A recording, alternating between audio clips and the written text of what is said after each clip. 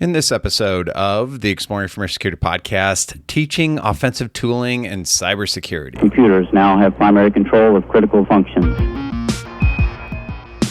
Houston, recommend vector transfer. Your go for APU shutdown on time. Roger, go for deploy. Nice to be in orbit. Welcome to the Exploring Information Security Podcast, where you learn, explore, and grow your security mindset. I'm your host, Timothy D. Block, and in this episode, we'll be exploring offensive tooling and cybersecurity. With me to do that is Chris Traynor, a penetration tester and trainer at Black Hills Information Security. Show notes can be found at exploresec.com/EIS. Feedback for the show, timothy.dblock@exploresec.com. You can hit me up on LinkedIn and rate the podcast on your favorite podcast platform. That helps grow the show. Also, check out ethoslabs.space for more on space security. So Tim has decided to sponsor this episode with Chris, which is awesome because this is the first time I got to meet Chris, and we had a really great conversation about a little bit of everything within both the teaching, but then within offensive tooling, kind of talk a little bit about like burnout and like some of the nuances of being a penetration tester. So would highly recommend checking out his class. He's going to be teaching for the next 5 or 6 months and then kind of take a break. And I can totally understand that. But he'll also be speaking at B-Sides Harrisburg. And you can hear, we kind of talk about some of the other ones he's submitted to. Definitely got some really good insight into one, being a pen tester, and then some of the pains of being on the other side of having to deal with pen testers as well too. So he's got Colonel Con coming up April 1st and 2nd. That's why I'm getting this out today, because I just recorded it, and so it's going out. You can also check out the Black Hills Information Security webcast, which is April 10th. They'll be doing a webcast there on the Illustrated Pen Tester Volume 4.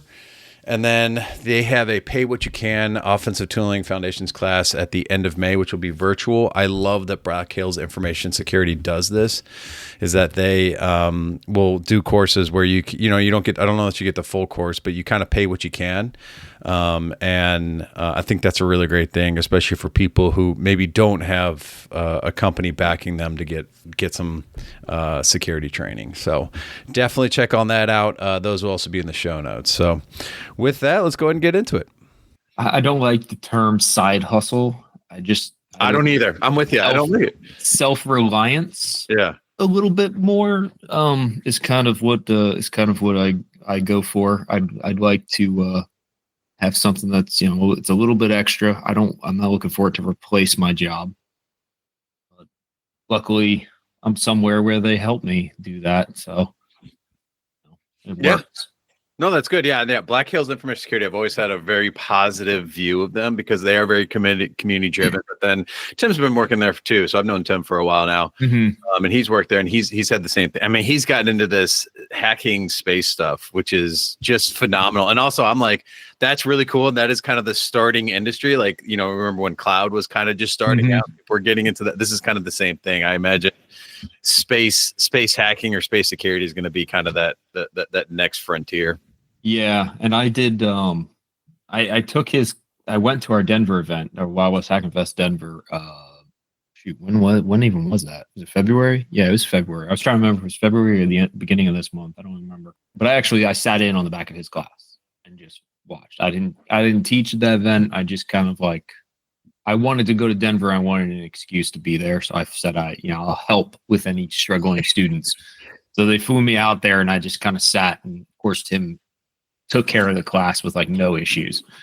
But it was really cool to watch. And he's got that class running really smooth. All the extra stuff he gives students and the stuff he does for the research of it's really cool. So I'm happy his class is doing really well. Yeah. No, training is something I've thought about doing. I don't know what I would do. I know you're doing pen testing, which everyone wants to sign up for, because there seems like there's a bunch of different pen test class. But yeah, what are you doing with that? So I've got 2 classes. One is a foundations class. I tried to stay away from the term pen testing specific or red team specific for like the class title itself. So it's just offensive tooling foundations. And then there is an offensive tooling for operators class. That's so the first one's a 1 day, the second one's a 2 day class. And the main idea is when I started getting into doing offensive security stuff, there were a few things that I lacked. One of them was what does it look like to get a good report from an offensive activity? Like, what are the main things that need to hit? What are the things that are impactful for organization? How do you structure that? And you can't just get a pen test report from somebody because it's kind of confidential. But the other thing that I had was I lacked an awareness of all of the different tools that could do all of the different things, right? And aside from like process reporting, tooling is your biggest thing, you know. So I wanted to create 2 classes that were just around. We're not going to talk about all the different process. Yeah, there'll be little blips here and there and all that stuff, but let's talk about the tools, what they do, how you use them, how they're effective, what their main purpose is, and things like that. So those are the main hits of those 2 classes. That makes total sense. I remember, I know this has been around for a while, and this is kind of, I don't even want to say frowned upon, but it's not considered as strong of a training, which is the ethical hacker course, the CEH, which I took because my company sent me to it. I never got it, but I felt like that focused on tooling. But like that's where I really like got, because being newer to the field at that point, it did really introduce me. So I like that you have like it's a kind of like a focus on the tooling. So like what kind of tooling are you covering in that? So for like the day 1 or the 1 day things, I do some recon stuff in there. We talk about a little bit of scanning stuff. Of course, we hit Nmap and things like that.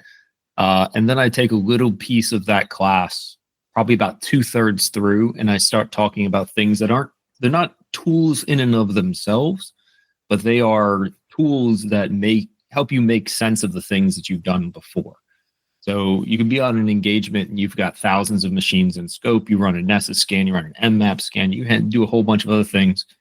But here's a few scripts, here's a few things that would then take that information and kind of coalesce it into something you can actually focus on a typical 5-day engagement, right? Where you don't have a lot of time and you can't just scroll through hundreds of pages of a Nessus report and pull out single IP addresses and run things. That's really, really mundane. You're not going to get far. And then I talk at the end a little bit about, you know, the common tools, the big names. You got to talk about Metasploit, even though it won't really help you much on exploitation nowadays. It more helps you prove vulnerability to things, if that's a slight difference in its point for those words. But you could still use Metasploit on internals all the time, because chances are those environments are so old and unpatched and outdated. And I use it all the time. But on the 2-day one, first thing I do is I hit infrastructure. What kind of setup do you need to be an offensive operator? You know, you got to have an awareness of virtual machines. You got to have an awareness of cloud deployable environments, things like DigitalOcean droplets that you can spin up, spin down, get new IP addresses. We talk a little bit about things like Fireprox, which can rapidly spin up AWS API gateways and kind of disperse your attacks a little bit. And then we talk a bit about web application specific things, wireless specific things. And then most of day 2 is networks, lateral movement, pivot stuff. So things that you can do in those realms. And it's a lot. I'm reworking both classes right now. I actually just taught the 2-day one in its new incarnation last Thursday and Friday. And I'm doing the 1-day one. I think the first one of the time I'll do that when it's revamped is going to be, at least publicly, checking May 30th, I think. And that one's going to be a pay what you can, like workshop type of class. So that's cool. Is that the Black Hills, part of that Black Hills pay what you can? I really like that initiative. And I was reading the post. Is that going to be, was that the one in Washington, DC, or is it? No. So I said throwing that out there, and I threw my class into the mix as if they had space, because last I heard when I saw all the posts going up and from internalies, they were looking for a dedicated space to do it. Mm-hmm. They were trying to decide. They were hoping that somebody had a connection at a university or something like that, where it'd be similar to like B-sides. Like we could pay for a little bit for the space, but we're not looking to run a whole event. Just the classes. That's it. So if they get enough space, I might be in DC too. But for now, the pay what you can that I'm doing is going to be completely virtual. And I was trying to. I don't think that we'll be able to do this. I haven't gotten final word. But you can set like almost like I wanted to try to do something almost like a Kickstarter type of deal, right? Where you can pay what you can as low as whatever. But if you pay like above a certain number, then you would just get my 2-day class as well. You can take you get a ticket for that. You can take that live at the next time it runs or whenever you want to redeem it. But I haven't gotten word on whether or not that's even possible to structure, because I don't know.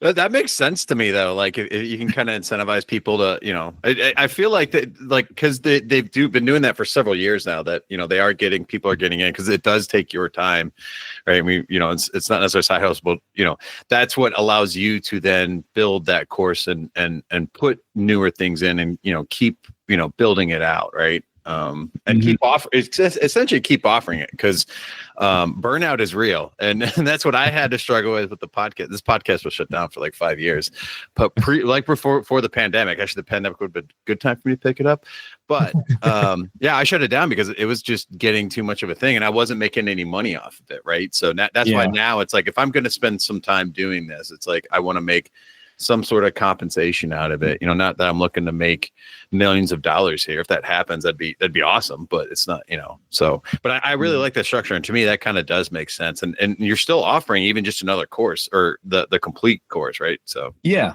just the 1-day one, the only thing that we'll wind up doing is it's typically an 8-hour thing for the pay, for the 1-day class, but the pay that you can, I think they have like a hard, just for sensibility.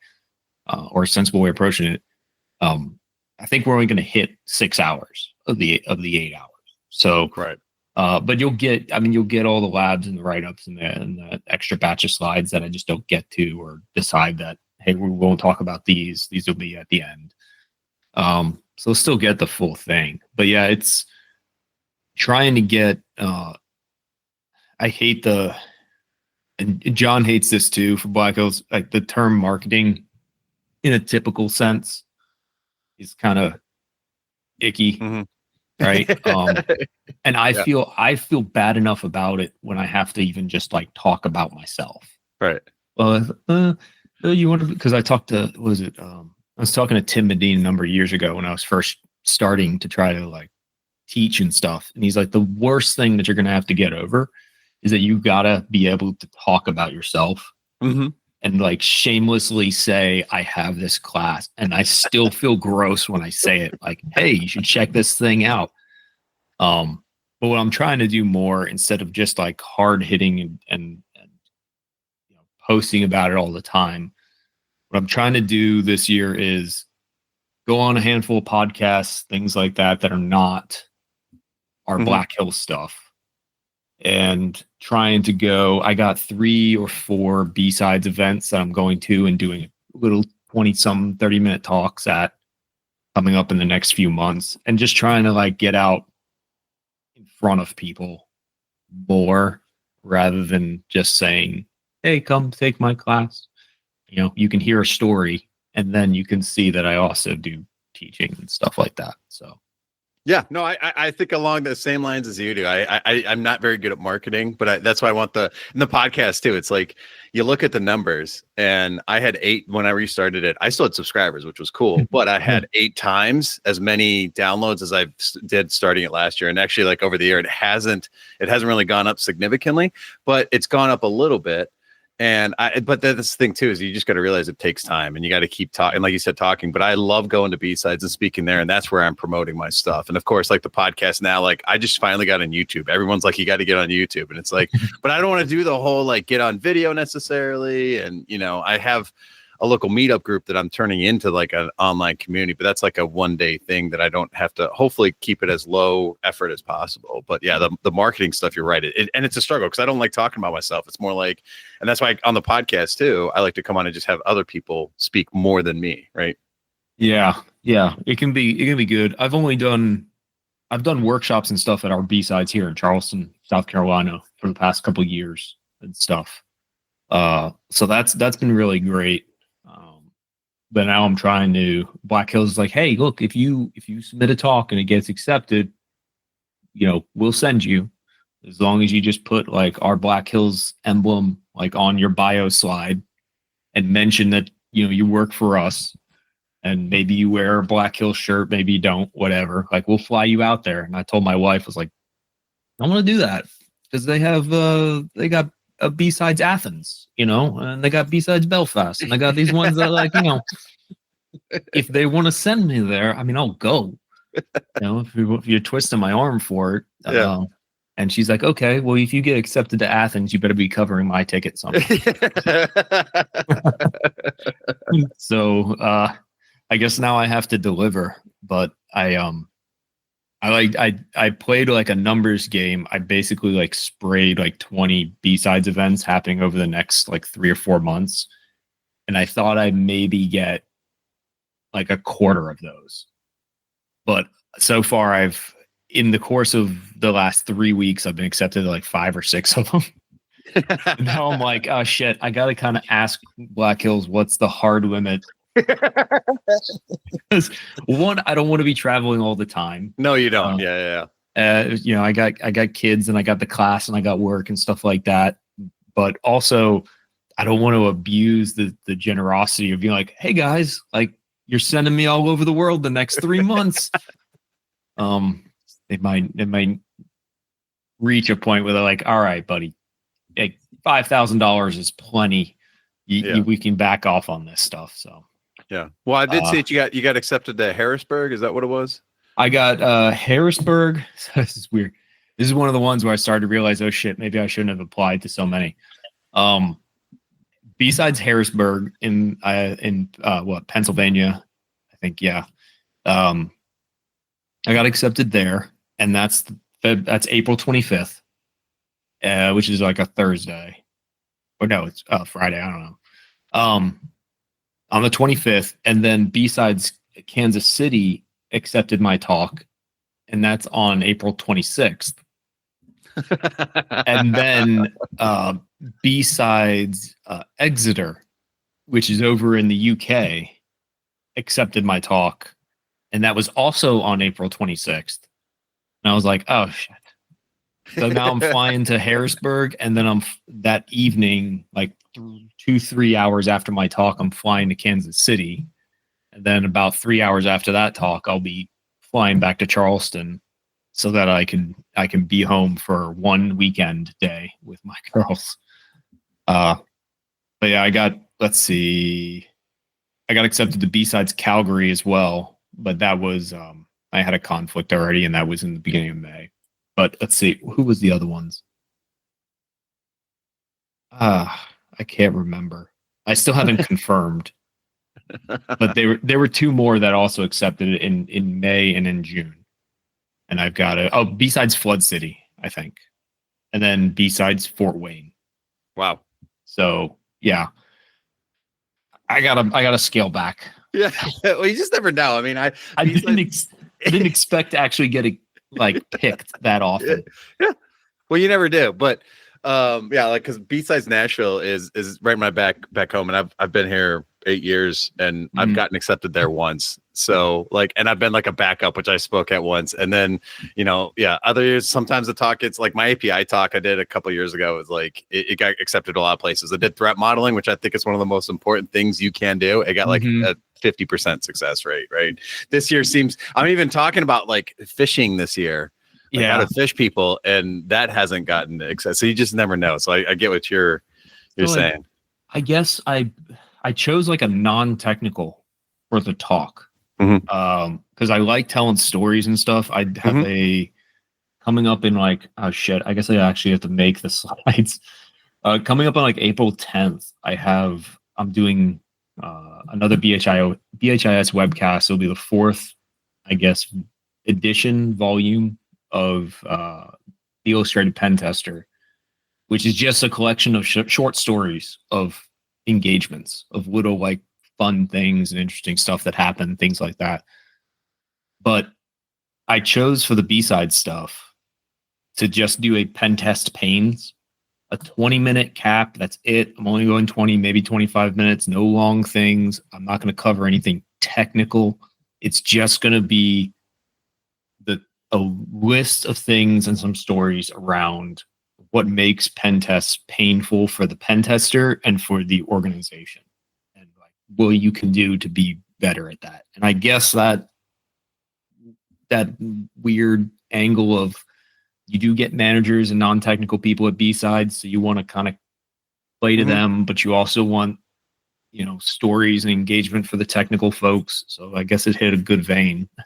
That or these places didn't get many submissions. I did doubt that. Yeah, I've seen some of the other stuff. And I think people are realizing that they want people on that are going to tell a story. Like I try to weave in stories in all my talks because based on my experience, because I think that really speaks to people a lot better. So I think that sounds like a phenomenal talk to me. I hope. I guess I actually have to like make it now. Yeah, if you got accepted to 5 different places. Yeah, I gotta try to make it and do that. So I've got like I gotta like have a list like in front of me of all of the shit that I got going on over the next month or two, and it's way too much. Yeah. You definitely got to be I used to go to I was doing 10 conferences a year, and I will tell you that was even like hard for, but that's kind of spread out, that's a little under once a month, but even still, man, like to your point, it does get a little rough. But there were people out there that were doing 20 a year, and I was just like, I don't know how you do that. But yeah, this is not going to be a sustained thing. This is a for 6 months I'm going to try to hit 6, maybe 7 conferences that aren't like not our Wild West Hack and Fest ones that we have at Black Hills, because I'm going to be doing that in October again, teaching my 2-day class. And so maybe 6, maybe 7. I want to sprinkle in just at least 1 or 2 where it's like my grandparents were from Belfast. I've never been. If I can get accepted to B-Sides Belfast, that'd be awesome.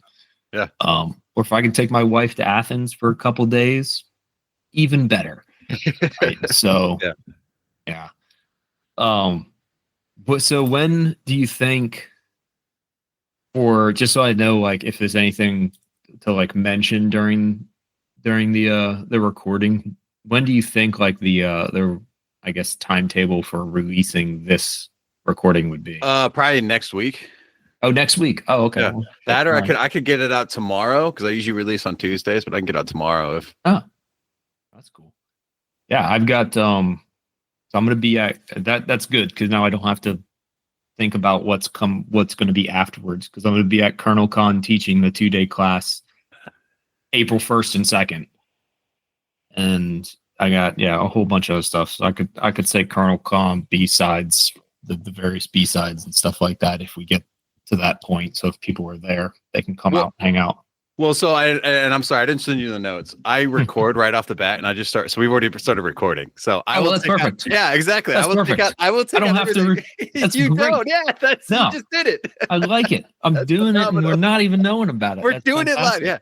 Well, no, that's why I like, and I did this a couple years before, or a year before I shut on the podcast, and it really and also I make the podcast that I want to listen to, right? So it's having a conversation with people, because not saying you do it, because you speak quite a bit and you do training, but I've had people come on the podcast and we have this great conversation 10, 15 minutes before we record, and then they tighten up, and I'm like, no, we're just going to come on. We're going to start recording, especially new people. With people I know, like if we have you back on again, I probably won't start it right away, because sometimes we do end up complaining and talking about different life stuff that it's like, this shouldn't go on the podcast. But Yeah, no, but I like coming on, just having a conversation with people. We've had a great conversation so far. So Yeah, no, I like that a whole lot better, than we have, needing to have like structured conversations and structured interviews and things like that. So much better to just talk through things. Yeah. Yeah, no, absolutely. And you're a lot more relaxed. We had, again, like I said, we've already had a great conversation. I've got a lot of follow-up questions too about some of it, going back to your training. One, I didn't realize Metasploit it sounds like Metasploit's like outdated at this point.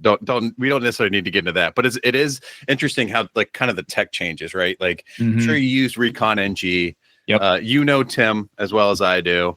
And I don't know that he's really kept it up to date a whole lot. And I feel like he says that the things have changed so much that it's not like you still use it, but it's not as useful as it used to be. Yeah, it's still a really great tool to use. And it's one of those things where if you're doing like an external network pen test, like we do a lot of, you can't ignore the reconnaissance aspect of things. And it's one of those adages is the more you look, the more you find. And then the more you want to look more. So you do iterate over Recon NG modules a number of times, things like that. But the reason why I have that in a little bit of the foundations class, and I think that's the first tool I talk about in that class, is because everybody knows that's been doing this for a while. Recon is a very tedious activity that a lot of people just don't like doing, right? So anything that can make that effort easier is worth discussing. But we don't want to ignore reconnaissance completely, because you can find a whole lot of interesting things there that will help you on an external, and then could help you if you have an internal network component of that as well. Like without reconnaissance and without searching through all of these things for your target, you won't know what sort of authentication portals are out there. You won't know what sort of, if you're doing a phishing engagement or social engineering engagement, you can find a whole bunch of information out there as well. And I got to check when the last time Recon NG was actually updated. What I try to do probably every 3 or 4 months or so, I go back through the tool set and I look for things that just haven't been, if there's a tool that hasn't been maintained in a while, I wind up hot swapping that out. So each run of my class changes slightly from the ones before. But it looks like, at this point, Recon NG was updated last about 4 months ago. So that's not terribly out of date by any stretch. Especially when we look at some of the other tools that are out there. So it still definitely has its uses for sure. I know on externals, we have a handful of the modules that we run constantly with everything that we have kind of automated that just dump a bunch of information on a tester's lap on day one, rather than having to go and do this work yourself. Yeah. So open source stuff, because that is an open source project, is like, how much are you including that? Obviously you got Art Recon, but like, and the real question is like, how much are you paying attention to new stuff? Because I feel like I'm reading on a weekly basis about new open source tooling that's like made to, improve XYZ. Sometimes it seems a little specialized, but like, how much are you paying to that? And how much are you incorporating that in your training? So there are maybe 2 instances across 45 or so tools across both classes where I'll talk about a tool that you really need to pay for to get the best experience out of. Everything else is a free tool. I didn't want this class, either of these classes, to be things where you came and you showed up and I showed you a bunch of things and now you can't run them yourselves unless you pay $300. The only instance that comes to mind there where it's not a paid to play, but definitely paid to get the better features is like Burp Suite Pro. You really can't talk about web app pen testing or any of that sort of offensive activity without talking about interception proxy, and Burp, for my opinion, is the best one out there. You gotta use it. It's worth paying the license for, but they do restrict some of the features a bit.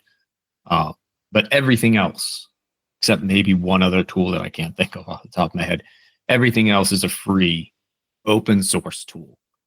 So you can definitely go out. I preload the virtual machines with install scripts. So all the tools we talk about get installed. So you can take that immediately and start playing around with them. I give you a handful of target VMs, some local web apps you can spin up like OWASP Juice Shop. that you can start attacking immediately. So I don't like the idea of classes that you take and then you can't exercise any of it right in your job, or you can't practice it because I tried to look for affordable training and I found it, but now I've got to pay $2,000 to be able to do the things that we talked about. And then all the skill and knowledge kind of goes stagnant and then eventually fades away. So it is very heavily open source free tools.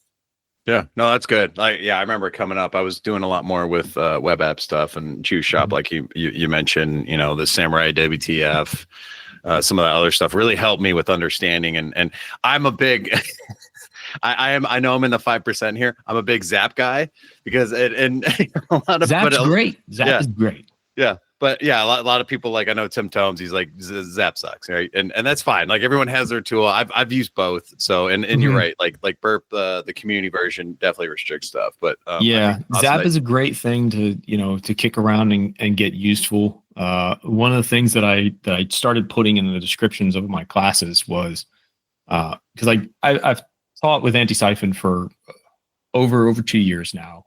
And I've done other stuff. I've given workshops with B-sides and stuff. And I talk to people afterwards. I ask for feedback, of course, from students and things like that. And always everybody has a suggestion. Like, hey, like you said, hey, there's this other tool out there that I found that does 70% same thing as this tool you talked about. But it does this one really cool thing as well that no other tool does. You should think about putting that in your class and talking about it. And one of the things that I had to start putting out there was these tools that I speak of, how they're used. It's all based on an experiential approach to the class. So if I'm talking about it, it's because I use it. It's because I know red teamers and pen testers, offensive people who use these tools. And it's not that there aren't other ones out there.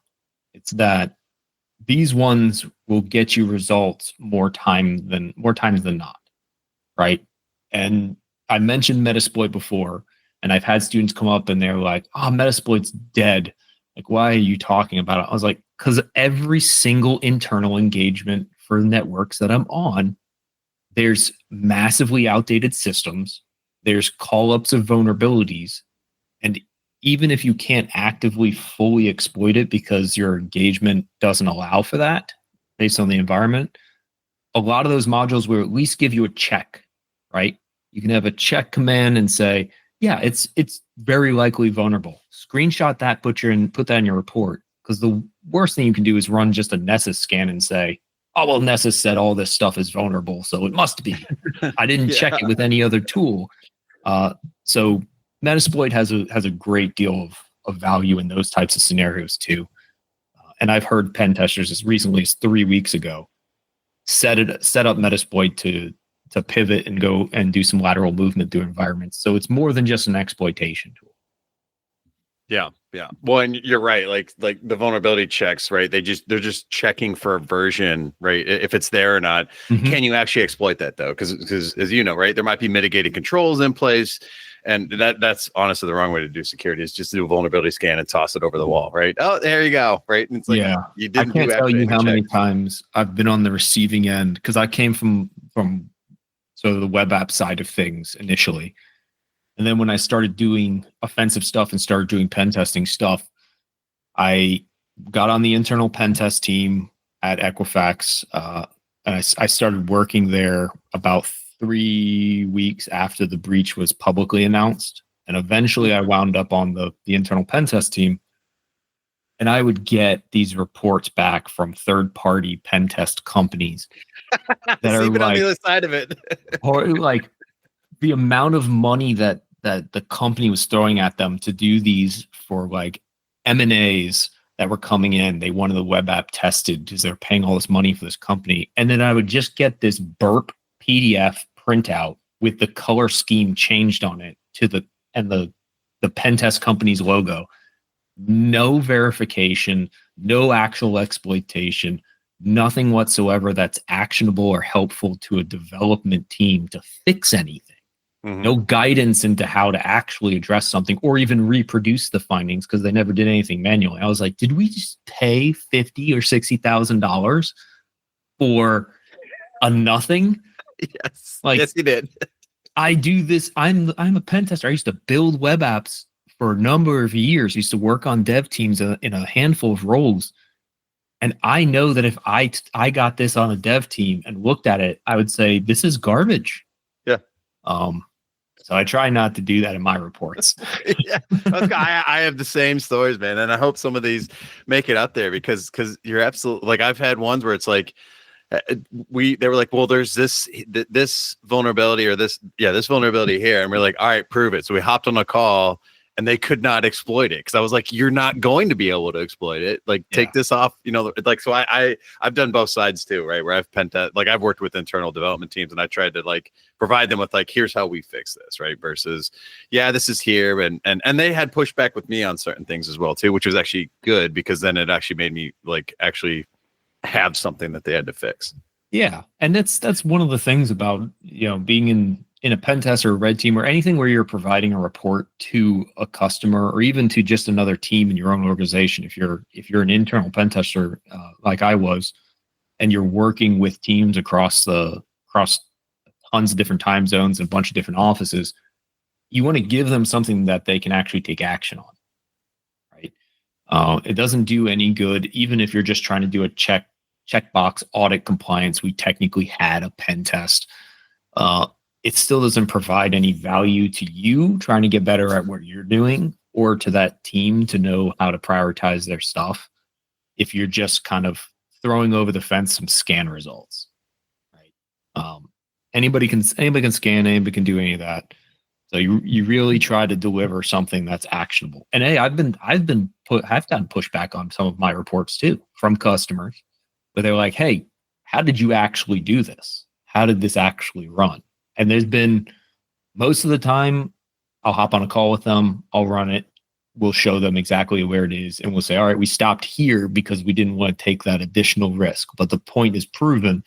Or there's times like, oh yeah, hey man, where are we running it now? And did you change something or something like that? Because we can't do it now.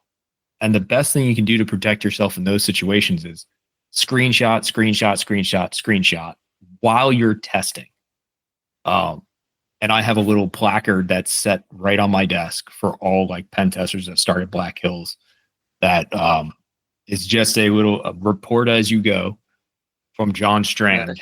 Sits right there in front of you to remember that as you're going, take screenshots, write the steps that you're going. You can polish it later, but make sure that the steps and the information's there. Because the worst thing is getting on the phone with a customer 3 weeks after a test is done and them asking you, how did you do this? And you didn't detail your report enough to remember.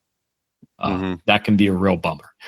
Yeah. That's what I tell people too that want to get into the pen test field. It's like, cause that's the sexy job within cybersecurity. And it's been this way for years. It'll probably continue, but it's like you realize like 60 to 7% of your job is going to be documentation and report writing. Like you get to do some cool, and it's probably another 20% banging your head against a wall trying to get that. At least it is probably 60% structuring your report, writing that stuff, making sure it goes through like at Black Hills, we have an internal review process. So I tech review a bunch of reports from other testers before they go out. And I always get mine checked for grammar and for tech accuracy and stuff. But you're spending 50, 60% at least on the report, which is the deliverable at the end of the day, right? Like I said, if you can do a bunch of backflips, magical wizardry things in an environment, but you can't write it, then it doesn't matter to the customer. And so probably I'd say 20%, 30% of you doing really awesome stuff. And then the remainder of that is banging your head against the wall or doing tons of Google searches. You got a weird error from your tool. You don't know what it means. You've never seen it. You taking that, you're copying it, you're dropping in the chat GPT, and then you're down to like a rabbit hole to figure out why your tool didn't work again. Yeah. I can't tell you how many times, and I teach classes on offensive tools, and I'll get a weird error, and I'm like, oh man, something's wrong again. And you got to research it, you got to work through it. Yeah. If you're doing, like you said, it is kind of the the awesome, sexy title of, hey, I'm a penetration tester. I break into things. I'm red teamer. I break into things and stuff. But if you can't learn in that role to express what you're doing in a way that that somebody else can take that who doesn't know your job in and out, and they can actually do something to address it. If you can't do that little conversion from brain to keyboard, then you're going to have a worse time of a profession. It's going to be tough. Yeah, no, for sure. One of the and you kind of mentioned it too is the infrastructure. You're teaching that because there's a lot of sysadmin stuff. So it goes back to what you're talking about. You spin up your virtual environment and you've suddenly got this new error that you have no idea about. So you've got to now go troubleshoot that even before you get to the fun testing part, right? Yeah, that happens. That happens occasionally, right? Your best friend there is golden images. Get those things working. Update them frequently enough to where things stay on board with being up to date. But the best thing you could do in those situations is have a handful of golden image VMs that you work from. Get those loaded up, like say something like DigitalOcean. Load up that custom image, hit a button, deploy that thing, and you're out. One of the cool things that DigitalOcean does is it deploys it with an SSH key right away. So you can get right into that thing. It's up. And it costs like nothing. Like I set one up for the class to set up GoFish on and run through a demo of that thing during class. And it costs, let's say, $8 for a domain, $4 a month for the VM to run out there in the cloud that only runs GoFish and hooks into my environment. That's it. So it's very low cost to do things like that. Yeah, that's cool.